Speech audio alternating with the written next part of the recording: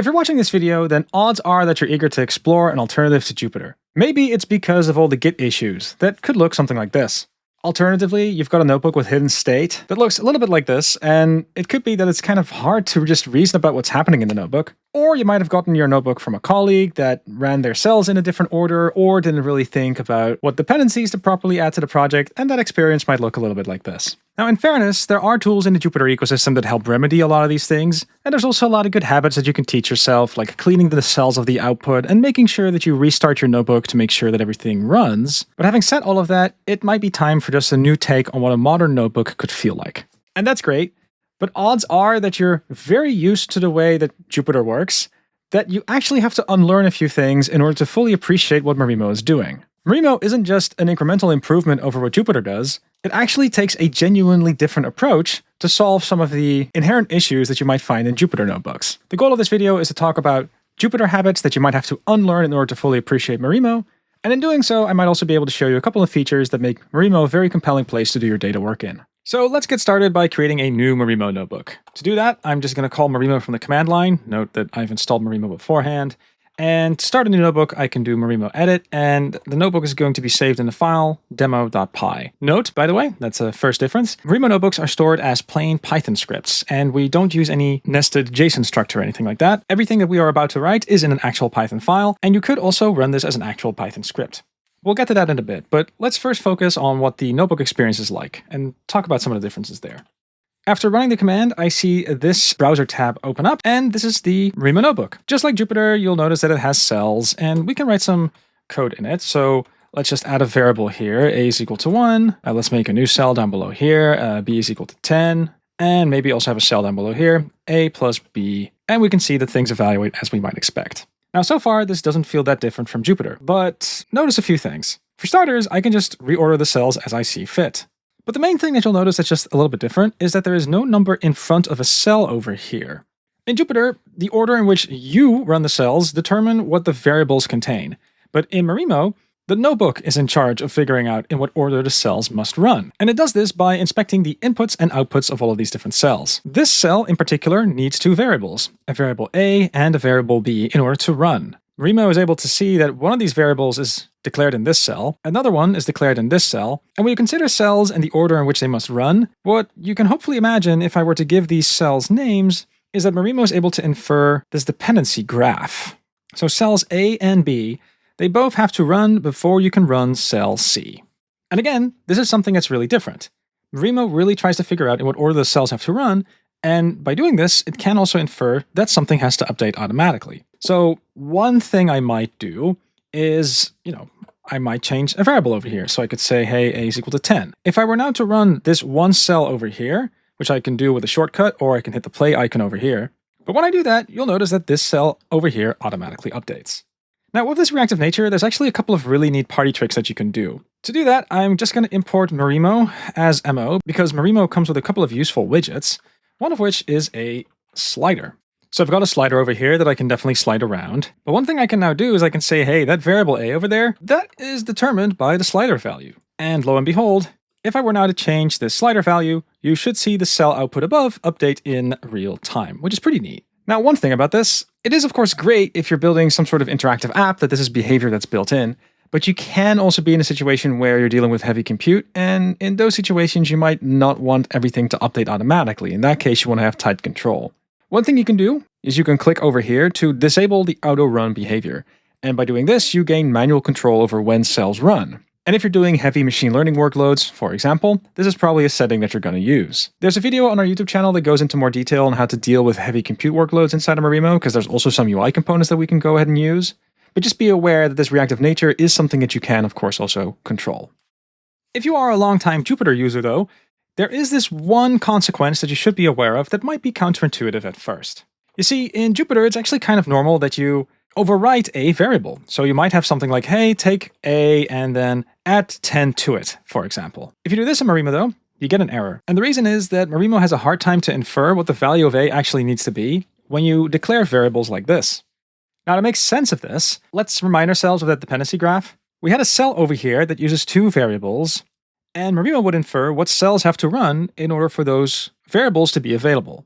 But in this particular case, I have a equals to some slider value over here, and I can have a equals maybe to 10, but if there are two cells that try to change the state of this one variable, well, then it becomes near impossible for Marimo to figure out what the actual value of a must be. So that is why, as a contract, if you're going to be writing code in Marimo, you aren't allowed to do this. Note, by the way, that for moments like this, you do tend to get good helpers over here, and often we also try to give a proper explainer. So when you see these error messages, definitely have a look at maybe some of these messages that you can expand on. There's also links to docs, by the way. But if you find yourself in need of maybe making an adaptation to a variable, do know that this rule in Marimo, you cannot have the same variable be declared across cells. That doesn't mean that you cannot change a variable inside of a cell. So one thing I could do is I could say something like, well, we're going to declare a is equal to something here, and we're going to update the value of a in the same cell. Then there's still one and only one cell that defines the variable a. And that is totally fine with Marimo. So you can see that the slider now works. Now, before moving on to another topic, I would like to point your attention to the sidebar that we've got over here. Because if you want to understand this reactive nature a bit better, there is this one Explore Dependencies button you might want to click. And if I were just to make this a little bit bigger and maybe explore the vertical tree, then you can see in what order these cells all run. And this helps you get an impression of the natural order of things. And in this particular case, you can see that the slider has to be declared first. After that, I'm able to get a value for a. This cell has a as an output, by the way. And there's this one cell over here that has variable a plus b, and you can see that that's a combination of this cell over here and this cell over here. So if you're interested to dive into that graphical nature, you can definitely do that from one of the features in the sidebar over here. There's plenty of other features, by the way, like if you want to install packages, you can do that right from here. There's also this Chat with AI widget that allows you to use AI tools to generate Python code, as well as this live docs feature that allows you to inspect the docs live. So if I click over here, then I can see the docs appear for whatever my cursor is on. I hope you agree, these are all great features. But maybe something I want to do before moving on is just explain why this reactive nature is so powerful, and to me, one of the main reasons is that it really helps prevent a lot of bugs. Now, to help explain what I mean by that, I'm inside of Jupyter right now, and you can see a similar setup. I've got a is equal to 1, b is equal to 1, and then a plus b over here is equal to 2. And this might give you the impression that indeed the value for a is equal to 1, and that indeed the value for b is equal to 1 as well. But that's not the case. If I were to evaluate b over here, then you can see that b is actually equal to 10, and there is a little hint that something weird is happening over here because you can inspect the numbers over here that feel a little bit out of order. And Jupyter also puts an orange color here to indicate that indeed what you're looking at here might not represent the state. But if I were now to run this one cell over here, and if I were to maybe remove this cell down below, then in this case, that warning color does go away, but a plus b, well, the value of that, it just really depends on the order in which all of these cells ran. And if you're totally free to run those cells in what order you like, it does become quite hard to reason about the code, and you can just see how this could introduce a lot of bugs. Maybe you change a hyperparameter in one cell, and you forgot to update the plotting cell down below. So maybe that visual that you have is out of date, without you really being aware of that because it's not in your face. These are subtle little details, but they are things that I've seen go wrong plenty and plenty of times. This is also why I prefer the strict nature of Marimo as well. Because there is a contract in place that says, hey, we are doing everything reactively, therefore you have to be aware of the variables that you're declaring, something about that really makes my code feel safer. In my experience, it's the reactive nature of Marimo that takes the most time to get used to, especially if you've been a Jupyter user for a few years now. However, there's also a lot of other features that Marimo has that I do think are worth mentioning, partially because they might involve unlearning some Jupyter habits. One of these things is the keyboard shortcuts. They are different inside of Marimo. You can easily change them though. And the easiest way to find the shortcuts, by the way, is to use the command palette. I'm on a Mac, so if I hit Command K, that's when the command palette shows up. And if I were to type show keyboard shortcuts, then this will bring me to the shortcuts page. You can find all of the shortcuts here, but you are also able to change all of the shortcuts from here. If you want to make a change, just hit this edit icon over here, and then you can press any key combination that you like. And this also allows you to customize the whole experience. In general, I actually recommend spending a little bit of time just looking at all these shortcuts because they also help you appreciate all the different things that you can do inside of Marimo. This includes things like indeed formatting the cell, but also to do some code completion, as well as some navigational items. Another thing that's good to know is that a Marimo notebook typically is used in edit mode, which is the view that you see right here, but you can also choose to run these notebooks as web apps. And to get a preview of that, you can go to this button over here to toggle the app view, and this will show you what the app might actually look like if you run it in app mode. In this case, again, it's just a slider demo, but you can imagine if you add more and more widgets and add more logic that you can build some pretty compelling apps too. There's also this cog over here that you can click in the upper right-hand corner. And from here, you are able to go to the user settings.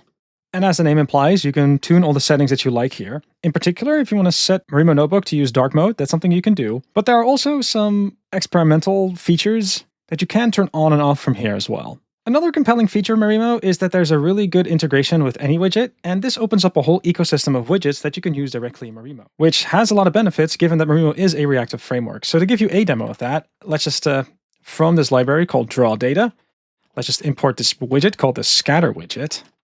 At this point in time, this library is not installed yet. Marimo is able to detect that, and there's this one button I can click to install and make sure everything runs. And from here, I can instantiate the widget. I am going to take that any widget from the draw data library and wrap it with this moAnyWidget function. And this gives me a tool to just quickly draw some data points. And this is something that I can actually turn into a data frame. So this widget, if I recall correctly, has a data as polars property. And this gives me the data frame of the data that I just drew. Notice, by the way, that we also get a proper data frame widget here. It is paginated, so I can explore. There's also an option for me to filter, so I can do some sorting. I can also maybe choose to filter. There's lots of useful things that I can do from here. But also one thing to note is that there is also a download button. So if you are going to be using this inside of a Marimo app, then you can actually maybe conjure up something where after interacting with a few widgets, you have a CSV file that your colleague could go ahead and use. In short, these widgets that Marimo offers really do help you save a lot of time when working with data frames and users. A few more features, by the way. You can notice that there's a Python cell that I can add, a Markdown cell, but I can also just interact with SQL too. In fact, if I want to, I can go to the tab on the left over here and add a database to add a database connection. And if I really wanted to, I can also choose to export this notebook. If you go to the hamburger icon on top over here and you hit download, then you can choose to download this as an HTML file, as a Markdown file, or as a Python file too.